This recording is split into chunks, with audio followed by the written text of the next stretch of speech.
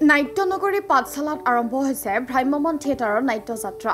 ভ্ৰাম্যমাণ থিয়েটাৰৰ আগশাৰী নাট্য দল ৰাজমুকুট থিয়েটাৰে ব্যয়বহুলভাৱে দৰ্শকক চমক দিবলৈ 2024-25 নাট্যবৰ্ষৰ বাবে পাঠশালাৰ বনগাঁও স্থায়ী আখৰা গৃহত আজিৰ পৰা মাংগলিক কাৰ্যসূচীৰে আৰম্ভ কৰিছে মাটি আখৰা। 2024-25 নাট্যবৰ্ষৰ বাবে 3খন ভিন্ন সোৱাদৰ নাটকেৰে আৰম্ভ কৰিলে নাটকৰ আখৰা।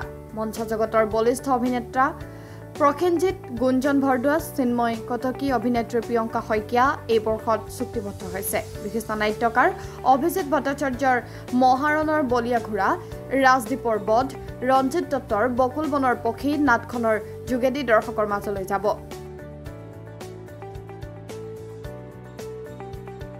হয়, আজি আমাৰ 24-25 নাট্যবৰ্ষৰ কাৰণে ৰাজমুকুট থিয়েটাৰৰ শুভ নাট্য আৰম্ভ হৈ গ'ল। আমাৰ এইটো বছৰত আমি এটা ডাঙৰ টিম লৈ পেলাই এইবাৰ অসমবাসী ৰাইজৰ ওচৰত যাবৰ কাৰণে মন্থন কৰিছোঁ।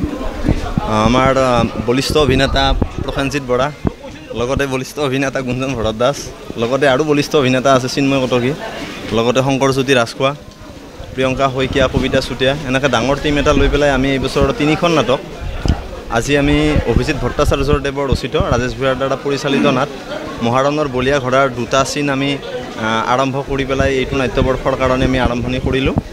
আৰু লগতে ৰাজদ্বীপৰ ৰচনাৰে, ৰাজেশ ভূঞাৰ পৰিচালনাৰে বধ, আকৌ ৰঞ্জিত কুমাৰ দত্তৰ ৰচনাৰে, ৰাজেশ ভূঞাৰ পৰিচালনাৰে বকুল বনৰ পক্ষী, লগতে 3খন নাটক লৈ পেলাই আমি এইবাৰ অসমবাসীৰ মাজৰ ওচৰত যাব বিচাৰিছোঁ। 18 আগষ্টৰ পিছত বনগাঁও বজালী হাই ছেকেণ্ডাৰী উচ্চতৰ মাধ্যমিক বিদ্যালয় খেলপথাৰত আমাৰ নাট শুভমুক্তি দিম। 18 আগষ্টত ওলাব।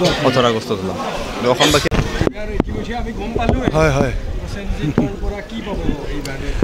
তাকে এইবাৰ 24-25 নাট্যবৰ্ষৰ ৰাজমুকুট থিয়েটাৰত পুনৰ চুক্তিবদ্ধ হৈছোঁ। মই ইয়াৰ আগতে 2 বছৰ ইয়াত থাকি গৈছোঁ ৰাজমুকুট।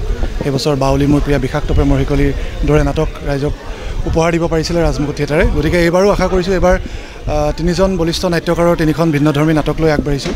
ৰঞ্জিত কুমাৰ দত্তৰ বকুল বনৰ পক্ষী, নামটো শুনিলে খুব ভাল লাগে, ভাল লগা নাম।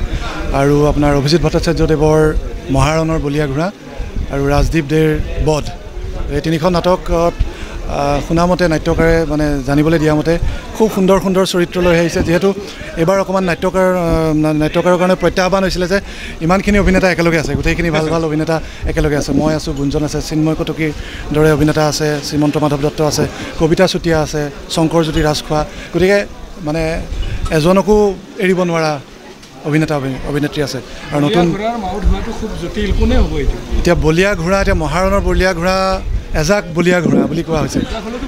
এজাক তাৰ মাজত কোনোবা এজনে ধৰক লিড ল'ব, লিড লোৱা যিটো কয়, তাৰ পিছে পিছে এজাক দৌৰিব লাগিব আমি গোটেইখিনি। আৰু নাটক হৈছে এইটো এটা টিম ৱৰ্ক বুলি কোৱা যায়। নাটক এজনে কৰিব পৰা নাটক নহয়। গতিকে গোটেইখিনি একেলগে আমি বছৰটোৰ কাৰণে ওলাই আহিছোঁ ঘৰ সংসাৰ এৰি। এতিয়া প্ৰথম পৰ্যায়ৰ পৰা চেষ্টা কৰি যাম। আজি এতিয়া শুভাৰম্ভ হৈ গ'ল, আপোনালোক আহিছে, সকলোকে অভিনন্দন জনাইছোঁ। আপোনালোকৰ যোগেদি, আপোনালোকৰ মাধ্যমৰ যোগেদিয়ে দৰ্শকে আমাৰ ভ্ৰাম্যমাণ প্ৰেমী ৰাইজে গম পাব। গতিকে এইখিনিত আপোনালোকৰ সহায় সহযোগিতা লাগিবই। আমি কি কৰি আছোঁ, কি আৰম্ভণিতে কি কৰিছোঁ, কি নকৰিছোঁ, সেইখিনি আপোনালোকৰ সহায় সহযোগিতা লাগিব। তাৰপাছত আমি লাহে লাহে ৰাইজৰ মাজত ইঠাইৰ পৰা সিঠালে অতিক্ৰম কৰিম। তাৰমানে ৰাইজে ভাল পোৱাটো আমি সদায় বিচাৰিম, সেইটো আমাৰ। আৰু বছৰটো আমি মঞ্চত ওপৰত চুচৰি বাগৰি ধূলি কষ্ট কৰিম। গতিকে ৰাইজে ভাল পোৱাটোৰ কাৰণে, ৰাইজৰ মনোৰঞ্জন দিবলৈ আমি ওলাই আহিছোঁ।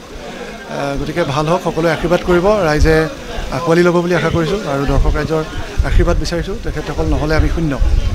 গতিকে এতিয়া আজি এটা নাটৰ শুভাৰম্ভ, 2টামান সংলাপ আমি ক'লোঁ যিখিনি উপস্থিত আছিল। কাইলৈ আৰু আমাৰ অভিনেতাসকল আহি আছে, কলাকুশলী আহি পাবহি। গতিকে কাইলৈৰ পৰা আমাৰ পূৰ্ণদমে আৰম্ভ হ'ব। গতিকে সেয়াই আৰু আমি এতিয়া এই মুহূৰ্তত আমি আশীৰ্বাদ বিচাৰিছোঁ সকলোৰে পৰা আশীৰ্বাদ কৰিব, যাতে বছৰটো আমাৰ ভালে কুশলে যায়। Thank you. এইবাৰ ৰাজমুকুট তাকে ভাল লাগি আছে আৰু পূৰা জছত আহিছোঁ। গোটেই টিমটো আমাৰ ষ্ট্ৰং দেখিছে। আৰু ৰাজমুকুটত মোৰ প্ৰথম বছৰ, আৰু শুনি আছোঁ ৰাজমুকুটত কেনেকৈ আমাক সেই ষ্টৰিবিলাকতো শুনি আছোঁ, কেনেকৈ কি হয় কি নাই। তো বিৰাট আশা আছিলে ৰাজমুকুটত এবাৰ অহা। গতিকে মানসে এইটো সৌভাগ্য দিছে ৰাজমুকুটত আহিব পৰা। গতিকে ভাল লাগিছে।